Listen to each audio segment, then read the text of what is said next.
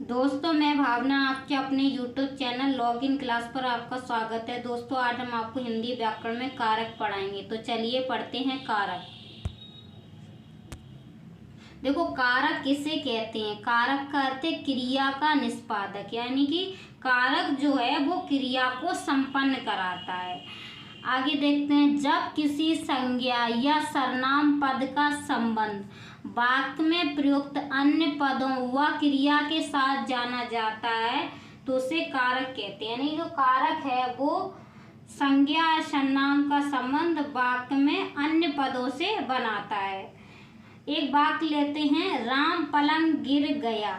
तो इस वाक्य में कारक का प्रयोग नहीं हुआ तो क्रिया की संपन्नता स्पष्ट नहीं हो रही कि क्रिया हुई है कि नहीं हुआ।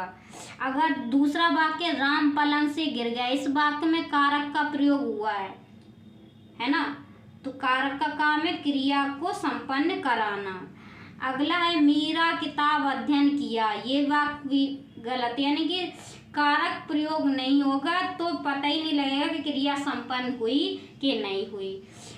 इसी का मीरा ने किताब से अध्ययन किया, तो इस वाक्य में कारक का प्रयोग हुआ ने और से, तो इस वाक्य में लग रहा कि क्रिया संपन्न हुई। देखो, एक वाक्य में एक से अधिक कारक भी प्रयुक्त हो सकते हैं, ऐसा नहीं कि एक वाक्य में एक ही कारक हो। अगला नियम है, कई बार वाक्य में प्रयुक्त कारक चिन्ह विभक्ति का लोप होने पर भी वाक्य में कारक उपस्थित होता है। यानी विभक्ति चिन्ह लोप हो जाए फिर भी वाक्य में कारक उपस्थित होगा। देखो, विभक्ति किसे कहते हैं? जिन चिन्हों से कारक की स्थिति का बोध होता है उससे विभक्ति या परसर कहते हैं। विभक्ति को परसर भी कहते हैं। हिंदी व्याकरण में कारक की संख्या 8 होती है। पहला है कर्ता कारक, जिसका विभक्ति चिन्ह है ने। दूसरा कर्म कारक, इसका को। तीसरा कर्ण कारक, इसका से, के द्वारा, साधन के अर्थ में। चौथा है संप्रदान कारक, इसकी विभक्ति चिन्ह को, के, लिए। पांचवा अपादान कारक, इसका विभक्ति चिन्ह से, अलग होने के अर्थ में। छठा है संबंध कारक, इसका विभक्ति चिन्ह का, के, की, रा, री, रे, ना। अगला है अधिकरण कारक, इसका विभक्ति चिन्ह में, पर। अगला है संबोधन कारक, इसका विभक्ति चिन्ह है ए, हे, अरे, अजी, ओ। और प्रत्येक विभक्ति चिन्ह के साथ संबोधन चिन्ह अवश्य लगा होगा। पहला हम देखेंगे कर्ता कारक। देखो, कर्ता कारक का विभक्ति चिन्ह ने। देखो, क्रिया करने वाले को व्याकरण में कर्ता कारक कहते हैं और यह संज्ञा अथवा सर्वनाम ही होता है और क्रिया से उसका संबंध होता है। यानी कर्ता कारक जो होगा उसका संबंध क्रिया से होगा। अब हम पहचान कैसे करें कि वाक्य में कर्ता कारक है? तो हम क्रिया से कौन, किसने, प्रश्नवाचक शब्दों द्वारा प्रश्न पूछने पर कर्ता कारक की पहचान कर सकते हैं। जैसे सीता पढ़ती है तो क्रिया पढ़ना क्रिया है, तो हमने प्रश्न किया। कौन पढ़ती है? सीता पढ़ती है, तो इस वाक्य में कर्ता कारक हो गया। अगला है मुकेश विद्यालय जाता है। कौन विद्यालय जाता है? मुकेश विद्यालय जाता है, इस वाक्य में कर्ता कारक हो गया। अगला, राधा आम नहीं खाती। कौन आम नहीं खाती? राधा, इस वाक्य में कर्ता कारक हो गया। गीता एक दिन बड़ी गीतकार बनी। कौन गीतकार बनी? गीता, तो इस वाक्य में कर्ता कारक हो गया। अगला, सरता ने पुस्तक खरीदी। किसने पुस्तक खरीदी? सरता ने, तो इस वाक्य में कर्ता कारक हो गया। अगला नियम है विभक्ति ने का प्रयोग। जो कारक की विभक्ति है ने का प्रयोग सदैव सकर्मक क्रिया के साथ ही होता है, वह भी भूतकाल में। जैसे रानी ने कपड़े धोए, यानी कि धोए यहाँ पे भूतकाल की क्रिया है और रानी ने, तो यहाँ जो व्यक्ति चिन्ह है वो कपड़े धोना, यानी कि धोना एक सकर्मक क्रिया, यानी कि इसके साथ कर्म तो अवश्य हो। तो कपड़ा क्या है? कपड़े क्या है? कर्म है। अगला, मुकेश ने पत्र लिखा, है ना, भूतकाल की क्रिया है, लिखा, और पत्र क्या है? कर्म, तो यहाँ कर्ता कारक हो गया। उसने दिन रात काम किया। किसने काम किया? उसने काम किया, है, पहचान हो गई कर्ता कारक की। और ने व्यक्ति चिन्ह का प्रयोग हुआ। किया भूतकाल क्रिया है और काम किया, किया एक सकर्मक क्रिया यानी काम, क्या किया, काम किया, यानी काम क्या हो गया, यहाँ कर्म हो गया। अगला कारक है कर्म कारक। कर्म कारक व्यक्ति चिन्ह को, देखो क्रिया का फल जिस शब्द पर पड़ता है, यानी कि क्रिया का फल जिस शब्द पर पड़े और क्रिया जिसको प्रभावित करे वहाँ कर्म कारक होगा। अगला नियम है कर्ता अपनी क्रिया के द्वारा जिस विशेष कार्य, विशेष वस्तु या व्यक्ति को करना या प्राप्त करना चाहता है वहाँ कर्म कारक होगा। यानी कि कर्ता जो है कोई भी विशेष कार्य करना चाहे, विशेष व्यक्ति को प्राप्त करना चाहे या विशेष वस्तु को प्राप्त करना चाहे तो वहाँ कर्म कारक होगा। या क्रिया का फल जिस शब्द पर पड़े तो वहाँ कर्म कारक होगा। अब हम पहचान कैसे करेंगे वाक्य में, ये तो कि वाक्य में हम कर्म कारक है तो देखो कैसे करेंगे। क्रिया से क्या, किसको, प्रश्नवाचक शब्द द्वारा प्रश्न पूछने पर कारक की पहचान की जाती है। लेकिन हमारा ये नियम जो है वो स्थानवाचक शब्द होंगे वाक्य में तो ये नियम लागू नहीं होगा। और ये तो हम देखेंगे क्रिया का फल जिस शब्द पर पड़े या क्रिया जिसको प्रभावित करे, है ना, ये सब तो हम देखेंगे कारक की पहचान के लिए। चलो उदाहरण से समझते हैं। जैसे नीतू स्वेटर बुनती है तो क्या बुनती है, स्वेटर बुनती है, पहचान हो गई। तो इस वाक्य में क्या हो गया, कर्म कारक हो गया। नमन ने राधा को स्कूल भेजा, किसको स्कूल भेजा, राधा को स्कूल भेजा, तो यहाँ कर्म कारक हो गया। स्वाति कॉलेज जा रही है, अब यहाँ कहाँ जा रही है, कॉलेज जा रही, तो यहाँ वाक्य में कर्म कारक होगा। लेकिन ये कौन, क्या और किसने प्रश्न पूछने से ये नियम लागू नहीं होगा, है ना। सीमा आगरा जाती है तो यहाँ भी कर्म कारक होगा। यानी स्थानवाचक शब्द हो, जरूरी नहीं है कि कर्म कारक नहीं हो, लेकिन वहाँ भी होगा। अगला नियम विभक्ति को का प्रयोग केवल सजीव कर्म कारक के साथ ही होता है, निर्जीव के साथ नहीं। यानी कि जो व्यक्ति कर्म कारक की जो विभक्ति है वो सजीव कर्म के साथ ही होगी, निर्जीव के साथ नहीं। जैसे दीपक ने नौकर को बुलाया तो नौकर को, तो नौकर यहाँ सजीव कर्म कारक है। वह पत्र लिखता है, पत्र यहाँ क्या है, निर्जीव, यानी कि इसमें जान तो है नहीं तो निर्जीव कर्म कारक है। अगला वाक्य स्वाति कॉलेज जा रही, तो कॉलेज भी यहाँ निर्जीव कर्म कारक है, इसलिए व्यक्ति को का प्रयोग नहीं हुआ। लेकिन आज्ञा सूचक शब्दों में निर्जीव के लिए भी व्यक्ति को का प्रयोग होता है। जैसे पुस्तक को मत फाड़ो, आज्ञा दी जा रही तो पुस्तक निर्जीव पे को का प्रयोग हुआ है। कुर्सी को मत तोड़ो तो यहाँ भी कुर्सी के साथ को का प्रयोग हुआ, कुर्सी निर्जीव है। अगला है कुछ स्वाभाविक क्रियाओं में, जैसे उसको प्यास लगी है तो को कर्म का प्रयोग हुआ, है ना, कर्मकार व्यक्ति। राम को बुखार हो रहा है ना। देखो कुछ कर्म कारक के अपवाद भी हैं, ऐसा नहीं है कि वाक्य में को विभक्ति हो तभी कर्म कारक होगा, कुछ अपवाद भी होते हैं। देखो जैसे वाक्य में विभिन्न अवयव, के बीच, के मध्य, के चारों ओर, के आसपास, दोनों ओर, के निकट, के समीप, के प्रति, ठीक नीचे, ठीक ऊपर, अगर ये अव्यय वाक्य में हो तो वहाँ भी कर्म कारक होगा। जैसे रास्ते के बीच मंदिर पड़ता है ना, मेरे घर के चारों ओर पेड़ हैं तो यहाँ भी कर्म कारक होगा।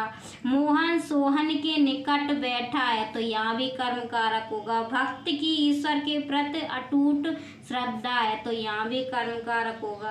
गेंद मेज के ठीक नीचे पड़ी है तो यहाँ भी कर्म कारक होगा। अगला कारक है करण कारक। करण कारक का व्यक्ति चिन्ह से के द्वारा।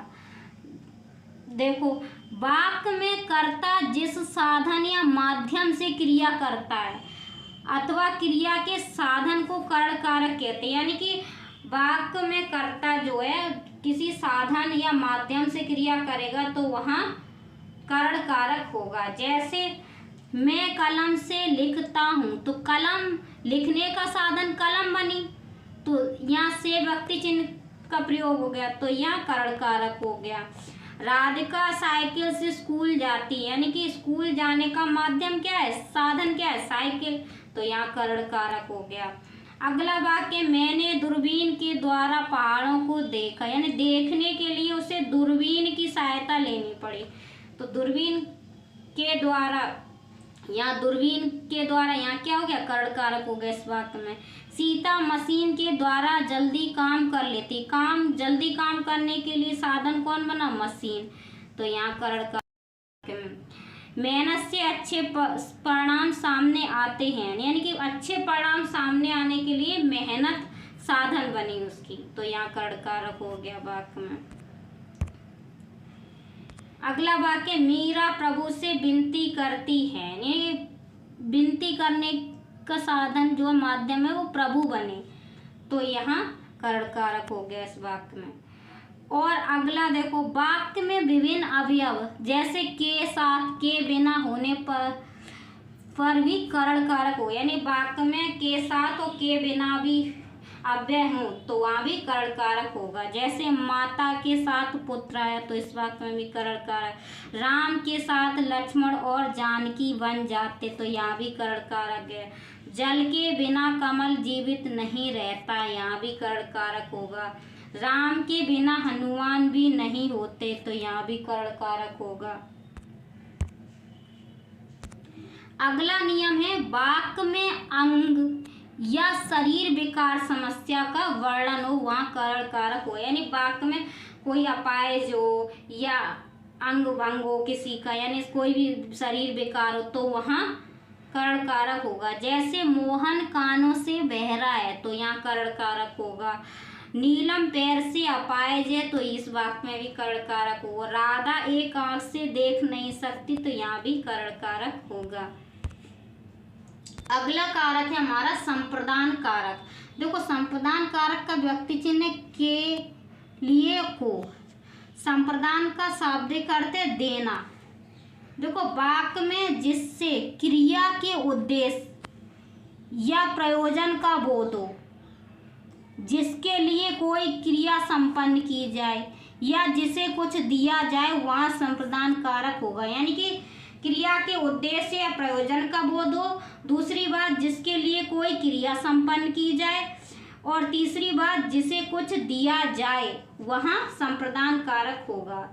देखो संप्रदान कारक की विभक्ति के लिए कभी कभी के लिए, को की जगह के वास्ते, के निमित्त, के हेतु का भी प्रयोग हो सकता है या कर सकते हैं।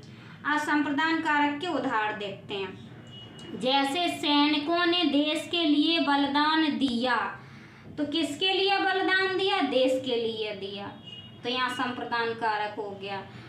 अगला है, लोगों ने गरीबों के लिए दान दिया, किसको दान दिया, गरीबों के लिए दान दिया। आज तुम ये कहोगे यहाँ किसको का जवाब मिला, तो कर्म कारक हुआ, लेकिन यहाँ वो किसी के लिए दान कर रहा है, किसी के लिए क्रिया कर रहा है, तो यहाँ संप्रदान कारक होगा, ना कि कर्म कारक। अगला है, परीक्षा में सफल आने के लिए कड़ी मेहनत करो, तो यहाँ भी सफल होने के लिए, यानी उद्देश्य है उसका सफल होना, तो उसके लिए वो मेहनत कर रहा है, तो यहाँ संप्रदान कारक होगा। अगला वाक्य, शिक्षक ने विद्यार्थी को पाठ पढ़ाया। अब यहाँ तुम लोग कहोगे कि यहाँ कर्म कारक हो सकता है मैम, लेकिन यहाँ कर्म कारक नहीं होगा, क्योंकि यहाँ शिक्षक ने विद्यार्थी को पाठ पढ़ाया, यानी कि यहाँ पहले संप्रदान कारक होगा, क्योंकि शिक्षक का उद्देश्य विद्यार्थी को सिखाना या पढ़ाना, यानी जहाँ उद्देश्य या प्रयोजन की बात हो वहाँ संप्रदान कारक होगा, तो इस वाक्य में संप्रदान कारक होगा। पुलिस ने चोर को दंड दिया, तो यहाँ भी दंड देना, यानी कि दंड दे रहा है तो वो किसी अच्छे कार्य के लिए दे रहा है, उसको सही रास्ते पे लाने के लिए दे रहा है, तो वो इस उद्देश्य से दे रहा है उसको, तो यहाँ संप्रदान कारक होगा। अब अपवाद देख लेते हैं। देखो वाक्य में नमस्कार, कल्याण, स्वधा, पर्याप्त, स्व शब्द होने पर भी वाक्य में संप्रदान कारक होगा। जैसे शिव को नमस्कार है तो यहाँ संप्रदान कारक होगा। भगवान तुम्हारा कल्याण करे, यहाँ भी संप्रदान कारक होगा। निर्धन के लिए हरि पर्याप्त, यहाँ संप्रदान कारक होगा। अग्नि के लिए स्वा, तो इस वाक्य में संप्रदान कारक होगा। अगला कारक है हमारा अपादान कारक। अपादान कारक का अर्थ व्यक्ति चिन्ह से या अलग। देखो अपादान का अर्थ है पृथक होना या अलग होना, वो भी किससे? ध्रुव से। संज्ञा या सर्वनाम के जिस रूप से एक वस्तु या व्यक्ति दूसरी वस्तु या व्यक्ति से अलग होने या करने का भाव हो, वहाँ अपादान कारक होता है। यानी कि एक वस्तु या व्यक्ति जब दूसरी वस्तु या व्यक्ति से अलग होते हैं तो वहाँ अपादान कारक होगा। जैसे पेड़ से पत्ता गिरा, यानी कि पेड़ क्या है? यहाँ ध्रुव है, और ध्रुव से क्या गिरा? पेड़ से क्या गिरा? पत्ता गिरा, तो यहाँ अपादान कारक होगा। मेरे हाथ से घड़ी गिर गई, तो हाथ क्या है? यहाँ ध्रुव है, एक वस्तु है, तो यहाँ अपादान कारक होगा। यानी अलग हो गई, पृथक हो गई हाथ से घड़ी। कमल बाजार से घर आया, यानी कि बाजार से अलग हो गया, घर आ गया यानी, तो यहाँ अपादान कारक हो गया। नदी पहाड़ से निकलती है, यानी पहाड़ से अलग होकर के, यानी पहाड़ से अलग हो गई, यानी पृथक हो गई और वो निकल रही है, तो यहाँ अपादान कारक होगा। यानी एक वस्तु दूसरी वस्तु या व्यक्ति से अलग हो जाए तो वहाँ अपादान कारक होता है। देखो अपादान कारक के भी कुछ अपवाद होते हैं। जैसे वाक्य में अलगाव का कारण ना होने, यानी अलगाव का कारण भी ना हो, फिर भी वाक्य में अपादान होगा। किन शब्दों के कारण? तुलना। किन अर्थों में? तुलना के अर्थ में भिन्नता या पहचान या दूरी, भय हो, रक्षा हो, घृणा हो, निंदा हो, शिक्षा का वर्णन हो, और साथ ही व्यक्ति चिन्ह से का प्रयोग हो, वहाँ अपादान कारक होगा। जैसे गीतिका देवी से लंबी है, तो यहाँ तुलना हो रही। लंबी होना क्या है? देवी से लंबी, तो यहाँ तुलना हो रही, यहाँ भी अपादान कारक होगा। पोस्ट ऑफिस स्कूल से दूर है, यानी यहाँ दूरी का वर्णन है और व्यक्ति चिन्ह से का प्रयोग अपादान कारक होगा। वह राजस्थान से है, यानी यहाँ पहचान हो रही कि राजस्थान से है, तो अपादान कारक होगा। राधा मीरा से भिन्न है, यहाँ भिन्नता है, तो यहाँ भी अपादान कारक होगा। सिंह से खरगोश डरता है, यहाँ भय है ना, तो यहाँ अपादान कारक होगा। अगला, पिता सदा अपनी संतान को दुखों से बचाता है, यानी रक्षा का भाव है, व्यक्ति चिन्ह से का प्रयोग है, तो अपादान कारक होगा। माता ने पुत्र की आग से रक्षा की, यहाँ भी रक्षा का भाव है, तो यहाँ भी अपादान कारक होगा। वह कुसुम से घृणा करती है, यानी कि घृणा का भाव, तो अपादान कारक होगा। हमें पर निंदा से दूर रहना चाहिए, यहाँ शिक्षा का भाव है, तो यहाँ अपादान कारक होगा। लेकिन व्यक्ति चिन्ह से का भी प्रयोग हो साथ में। शिष्य गुरु से शिक्षा ग्रहण करता है, यहाँ भी शिक्षा का भाव, तो यहाँ भी अपादान कारक होगा। अगला कारक है हमारा संबंध कारक। इसके व्यक्ति चिन्ह का, के, की, रा, रे, री, ना, ने, नी। देखो जहाँ दो पदों का आपसी संबंध हो या संज्ञा सर्वनाम का संबंध दूसरे संज्ञा सर्वनाम शब्द से हुआ हो, वहाँ संबंध कारक होगा। जैसे दशरथ का पुत्र, तो यहाँ दशरथ संज्ञा है और पुत्र भी संज्ञा, तो संबंध बना लिए कारण, तो यहाँ संबंध कारक। देश की भूमि, तो यहाँ भी संबंध कारक होगा। राहुल की पुस्तक हो गई, यानी राहुल और पुस्तक के बीच एक संबंध बनाया की ने, तो यह संबंध कारक होगा। मेरे कपड़े बहुत सुंदर हैं, यानी कि मेरे कपड़े, तो कपड़े से मेरे सब संबंध बना रहा, तो यहाँ भी संबंध कारक होगा। विजय अजय का भाई है, तो अजय का भाई, यहाँ भी संबंध कारक होगा, संबंध है बताया जा रहा। तो अगला, यह युवक 30 वर्ष का है, यानी कि आयु के बीच में संबंध बताया जा रहा है युवक का, तो यहाँ संबंध कारक होगा। मिट्टी के घड़े लाओ, बता रहा कि मिट्टी के घड़े लाओ, यानी मिट्टी के घड़े और मिट्टी के बीच में संबंध है। मैंने एक पीतल का गिलास खरीदा, यानी पीतल का गिलास और पीतल के बीच संबंध है। आपके कितनी संतान है, तो संतान और आपके बीच में संबंध है, तो यहाँ संबंध कारक होगा। अगला हमारा कारक है अधिकरण कारक। अधिकरण कारक का व्यक्ति चिन्ह है मैं और पर। देखो, वाक्य में प्रयुक्त संज्ञा या सर्वनाम के जिस रूप से क्रिया के आधार या स्थान या निश्चित समय का बोध हो उसे अधिकरण कारक कहते हैं। यानी कि वाक्य में जो संज्ञा सर्वनाम होगा और उस रूप से क्रिया के हमें आधार या निश्चित समय का बोध हो, वहाँ अधिकरण कारक होगा। अधिकरण कारक की व्यक्ति चिन्ह है मैं, तो मैं का अर्थ है अंदर या भीतर और पर का अर्थ है ऊपर। उदाहरण से समझते, इस मंदिर में कई घंटे लगे हैं, तो मंदिर क्या है, या आधार या स्थान है ना, तो यहाँ अधिकरण कारक। उस गिलास में दूध है, तो गिलास क्या आधार है, मैं व्यक्ति चिन्ह है ना, तो यहाँ व्यक्ति चिन्ह हो। गिलास में दूध है, अंदर के अर्थ में मैं का प्रयोग हुआ। गंगा में निर्मल जल है ना, तो गंगा क्या है, गंगा एक आधार हो गया और मैं का प्रयोग हुआ भीतर के अर्थ में, तो यहाँ अधिकरण कारक होगा। फैक्ट्री में कर्मचारी काम करते हैं, यहाँ भी अधिकरण कारक होगा। मेज पर पुस्तक रखिए, मेज पुस्तक रखने का आधार क्या है, मेज, तो यहाँ भी अधिकरण कारक होगा। पेड़ पर चिड़िया बैठी, तो पेड़ आधार है, तो यहाँ भी अधिकरण कारक होगा। मीरा की 10 बजे स्टैंड पर आएगी, बस स्टैंड क्या आधार है, तो यहाँ अधिकरण कारक होगा। देखो, अधिकरण कारक में भी कुछ अपवाद होते हैं, जैसे किसी एक को श्रेष्ठ बतलाने का या महत्व बतलाने का, कुशलता निपुणता होने पर वाक्य में, और साथ ही में व्यक्ति मैं का प्रयोग होने पर भी वहाँ अधिकरण कारक होगा। जैसे गंगा नदियों में सबसे पावन है, यानी गंगा को श्रेष्ठ बताया जा रहा और व्यक्ति मैं का भी प्रयोग हुआ, तो यहाँ भी अधिकरण कारक होगा। अगला है पर्वतों में हिमालय सबसे बड़ा है, तो हिमालय यहाँ श्रेष्ठ बताया जा रहा है और व्यक्ति चिन्ह में का प्रयोग, तो अधिकरण कारक होगा।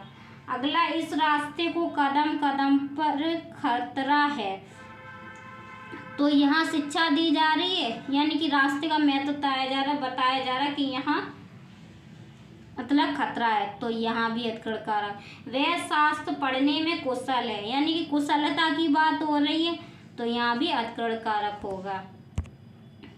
अगला कारक है हमारा संबोधन कारक। संबोधन कारक के व्यक्ति चिन्ह ए, हे, अरे, अजी, ओ, तो वाक्य में जब किसी संज्ञा को पुकारा जाए, है ना, या संबोधित किया जाए, उसे संबोधन कारक कहते हैं। संबोधन में पुकारने, बुलाने व सावधान करने का भाव होता है। जैसे हे भगवान, कैसा जमाना आ गया, यानी भगवान को संबोधन किया जा रहा है, बताया जा रहा है कि उन्हें कि कैसा जमाना आ गया, तो संबोधन कारक होगा इस वाक्य में। अरे गुरुजी आप इधर कैसे, तो यहाँ भी संबोधन कारक होगा इस वाक्य में। ओ खिलौने वाले बतलाना कैसे खिलौने लाए हो, तो यहाँ भी पुकारा जा रहा है, तो यहाँ संबोधन कारक होगा। ओ भाई कहाँ भागे जा रहे हो, तो यहाँ भी संबोधन कारक होगा। अब हम देखेंगे कर्म कारक और संप्रदान कारक में अंतर। कभी कभी वाक्य में ऐसा होता है कि हम कंफ्यूज हो जाते हैं कि वाक्य में कौन सा कारक होगा, तो उसके नियम है। देखो, कर्म कारक में को का प्रभाव कर्म पर पड़ता है। कर्म कारक में जो को व्यक्ति होगा उसका प्रभाव सीधे कर्म पर पड़ेगा, और संप्रदान कारक में को का व्यक्ति से कर्म को कुछ प्राप्त होगा, यानी कि कर्म कारक में को का प्रभाव कर्म पर पड़ेगा और संप्रदान कारक में को विभक्ति से, यानी जो को व्यक्ति जिसके साथ लगी होगी उससे कर्म को कुछ ना कुछ प्राप्त होगा। अगला नियम, कर्म कारक में मैं को व्यक्ति का फल कर्म पर होता है, यानी जो को व्यक्ति होगी उसका फल कर्म पर पड़ेगा, और संप्रदान कारक में को व्यक्ति कर्ता द्वारा देने का भाव होता है, यानी कि संप्रदान कारक में को व्यक्ति होगी उसको कर्ता द्वारा देने का भाव होगा। तो उदाहरण से समझते हैं। सीता ने राधा को मारा, तो यहाँ कुछ ना तो दे रहा है वो है और कुछ प्राप्त तो हो नहीं रहा उसे, तो इस वाक्य में कर्म कारक होगा। पुलिस ने अपराधी को मारा, तो यहाँ अपराधी को मारा इसलिए मारा क्यों, प्रयोजन है उसका कि अपराधी को तो दंड देना ही है क्योंकि उसे सुधारने के लिए है ना, उसे उचित शिक्षा देने के लिए, यानी उद्देश्य है उसका, यानी कि तो यहाँ संप्रदान कारक होगा।